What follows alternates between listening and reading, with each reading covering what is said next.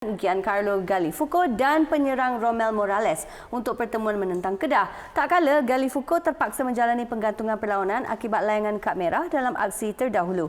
Romel pula masih belum cergas selepas baru pulih sepenuhnya daripada kecederaan lutut.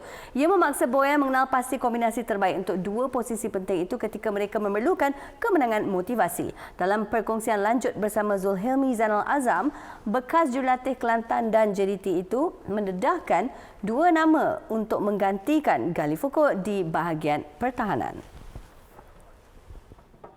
There is no can, there is must, because all of them are paid, all of them are professionals. This is their job, so they need, because at the end of the day, if Giancarlo is not here, whoever is playing stopper position need to earn his salary and do the job for the team. So we have 4 stoppers, 5 actually. So whoever is playing need to perform.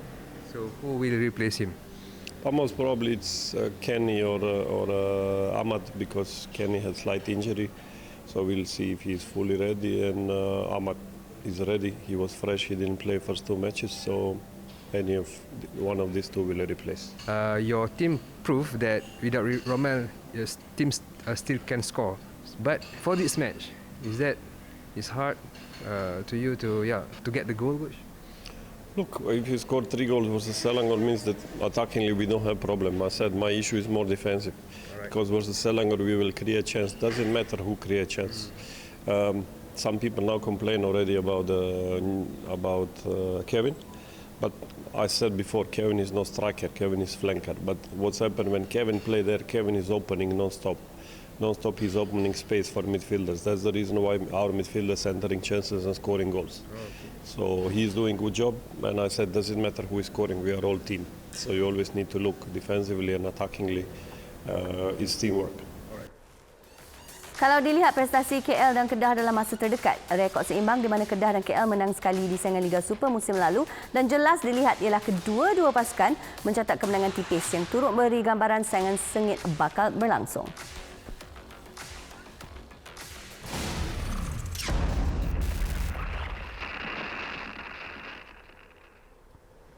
Okey, kita bersama dengan tuan punya laporan Zulhilmi Zainal Azam. Zul, ada tak Boyan Hodak berkongsi dengan Zul bila dia jangka Romel akan kembali ke starting 11? Dia ada berkongsi dengan saya yang mana Romel tidak akan beraksi pada malam ini, yang boleh dikatakan dalam masa dekat Romel dipersiapkan untuk aksi Piala FA. Piala FA akan berlangsung hujung minggu ini, dan seterusnya Romel akan terus orang kata diletakkan dalam prestasi yang lebih baik menjelang saingan Liga Super yang akan bersambung pada April. Secara keseluruhannya ataupun apa yang boleh saya kongsikan untuk malam ini, setakat pertemuan saya dengan Boyan Hodak tengah hari tadi, Romel tidak akan beraksi. Oh, okey. Confirm lah benda tu kan. Dan juga Zul, apa mungkin kan perancangan KL City untuk mencuri 3 mata selepas terikat saja pada aksi pertama tempoh hari? Okey, first sekali kita kena lihat bagaimana kesebelasan utama yang ada untuk Boyan Hodak pada malam ini. Sudah pasti ketiadaan Giancarlo Gallifuco akan dirasai kerana pertahanan ini amat memainkan peran penting di benteng akhir. Bermakna apa yang dikongsikan oleh Boyan iaitu meletakkan Ahmad Fauzi maupun Kenny digandingkan bersama sama ada Irfan Zakaria, sesuatu cabaran yang orang kata sukar kerana mereka perlu berdepan dengan penyerang import daripada Kedah iaitu Ronald Ngah. Situasi ini memaksa Boyan ataupun barisan benteng akhir skuad Lang Merah lebih kukuh, lebih ampuh untuk mengemudi benteng akhir pada malam ini. Dan begitu juga di bahagian penyerang, siapa yang akan menggantikan Romel Morales?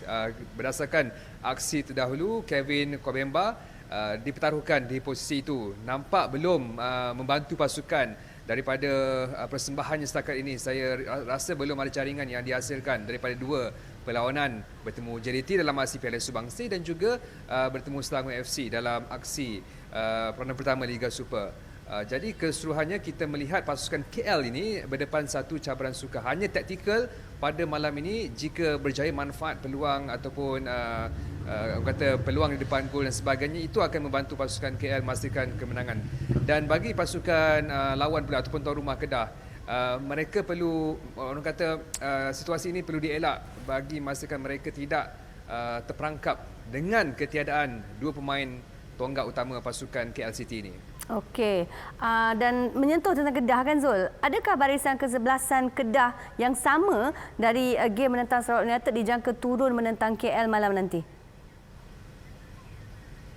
Betul, saya menjagakan kesebelasan yang sama. Di benteng akhir, penjaga gol Syahril Sa'ari, di posisi right back iaitu ataupun pertahanan kanan Amir Azhar, dan gandingan di bahagian pertahanan Rodney Kelvin dan juga Jang Suk Won. Dan manakala di bahagian pertahanan kiri Arif Farhan. Bahagian tengah saya melihat Kedah ataupun Adil Syahrin akan meletak kombinasi antara Fazrul Daniel, Dennis Bushning dan juga Syazwan Zainon. Dan jentera serangan Ronald Ngah termasuk Syafiq Ahmad. Kita melihat ketiadaan seorang pemain import pada malam ini untuk pasukan Kedah. Berdasarkan pemerhatian saya pada sesi latihan semalam, iaitu Mark Velas tidak menyertai latihan penuh pasukan. Beliau bersama Khairul Azrin atau Acong, bekas pemain tengah Penang FC musim lalu, sekadar melakukan latihan ataupun proses pemulihan kecederaan, melakukan latihan ringan dalam sesi latihan semalam. Jadi kita melihat situasi Kedah juga agak sukar pada malam ini dengan ketiadaan Mark Velas terutamanya. Tetapi apa yang ditunjukkan Rodney dan juga Jang Suk Won pada perlawanan bertemu Sabah meraih kemenangan pertama, sesuatu yang boleh kita lihat Kedah berada dalam tahap yang memuaskan. Momentum Kedah memang ada kan Zul. Tapi Zul, macam mana Zul jangka Kedah akan ambil kesempatan ke atas ketiadaan Romel dan juga Gigi dalam perlawanan ini nanti? Okey, apabila seorang penyerang itu dibarisi oleh pemain import, sudah pasti itu akan menjadi kelebihan. Saya melihat pasukan Kedah akan menggunakan sepenuhnya kekuatan di jentera serangan, membabitkan Syafiq Ahmad, Ronald Ngah, termasuk Syazwan Zainon untuk melakukan serangan dan mencipta peluang jaringan. Ini peluang terbaik kepada mereka susulan ketiadaan Giancarlo. Itu akan menjadi, orang kata, saya percaya akan menjadi turning point dalam keputusan pada malam ini. Cumanya apabila mungkin anda boleh lihat di belakang saya, keadaan padang ataupun cuaca sekarang ini hujan, dan saya menjagakan akan hujan berterusan. Itu mungkin akan mengubah kelebihan sebuah pasukan itu, terutamanya pasukan Kedah. Tetapi secara orang kata, kita melihat gambaran yang lebih jelas, pasukan Kedah memiliki kelebihan di jentera serangan berbanding pasukan KL City. Zul, ramalan?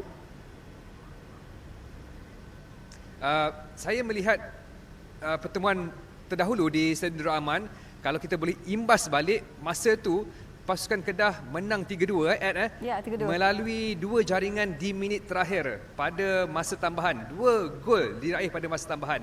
Jadi saya rasa itu menjadi pengajaran buat KL City untuk pertemuan malam ini. Dan saya menjagakan keputusan malam ini seri 1-1. Okey, terima kasih Zul. Kita nak tengok seri sama-sama, kena tunggu Zul di Nadi Bola nanti kan? Terima kasih.